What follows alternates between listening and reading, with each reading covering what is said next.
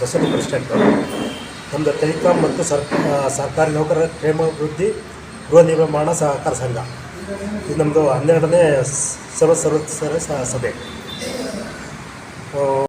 ಮತ್ತು ಸರ್ ನಮ್ಮದು 2 ಪ್ರಾಜೆಕ್ಟ್ನ ನಾವು ಸ್ಟಾರ್ಟ್ ಮಾಡಿದ್ದೀವಿ. ದೇವನಹಳ್ಳಿನಲ್ಲಿ ಐವಿಸ್ ರೋಡು ಮುಗನವಾಡಿ ಪ್ರಾಜೆಕ್ಟ್ ಅಂತ ಬಿಟ್ಟು, ಮುಗನವಾಡಿ ಆ್ಯಂಡ್ ಸೋಲೂರು ಚಿಕ್ಕಚಿಮ್ಮನಹಳ್ಳಿ ಪ್ರಾಜೆಕ್ಟು.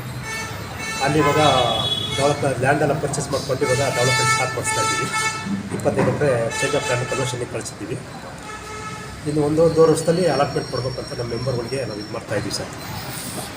ಆಲ್ರೆಡಿ ಸ್ವಲ್ಪ ಲೇಟಾಗಿದೆ ಪ್ರಾಜೆಕ್ಟು, ಯಾಕೆಂದರೆ ಈ ಕೊರೋನಾ ಅವೆಲ್ಲ ಮಧ್ಯದಲ್ಲಿ ಏನೇನು ಸ್ವಲ್ಪ ಪ್ರಾಬ್ಲಮ್ಗಳು ಬಂದು ಅದನ್ನು ಸ್ವಲ್ಪ ಲೇಔಟು ಡಿಲೇ ಆಗಿದೆ.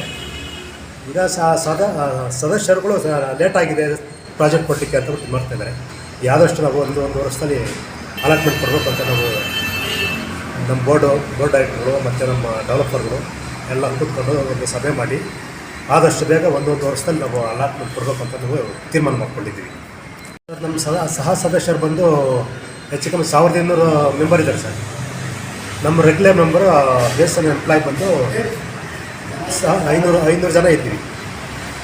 ಆ ಒಂದರಿಂದ ಈಗ ಸುಮಾರು ಒಂದು 2 ಕಡೆ ನಮ್ಮ ಪ್ರಾಜೆಕ್ಟ್ ಇದೆ. ಇನ್ನೊಂದು ದೇವನಹಳ್ಳಿ ರೋಡಲ್ಲಿ ಆ ಪ್ರಾಜೆಕ್ಟು ಕೂಡ ಸ್ವಲ್ಪ ಅಲ್ಲೂ ಲ್ಯಾಂಡ್ಗಳು ಮಾಡಿದ್ದೀವಿ.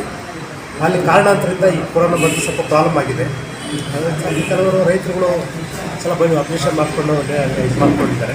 ನಾವು ಈ project first project telecom and ಐವಿಸ್ ರೋಡ್ ಮುಗನವಾಡಿ ಪ್ರಾಜೆಕ್ಟು. ಇದು ಆದಷ್ಟು ಬೇಗ ಮುಗಿಸ್ಕೊಂಡು ಆ ಲೇಔಟ್ನ ನಾವು ಮಾಡ್ಕೊಡ್ತೀವಿ ಅಂತಬಿಟ್ಟು ನಮ್ಮ ಮೆಂಬರ್ಗಳಿಗೆಲ್ಲ ನಾವು ಹೇಳಿದ್ದೀವಿ.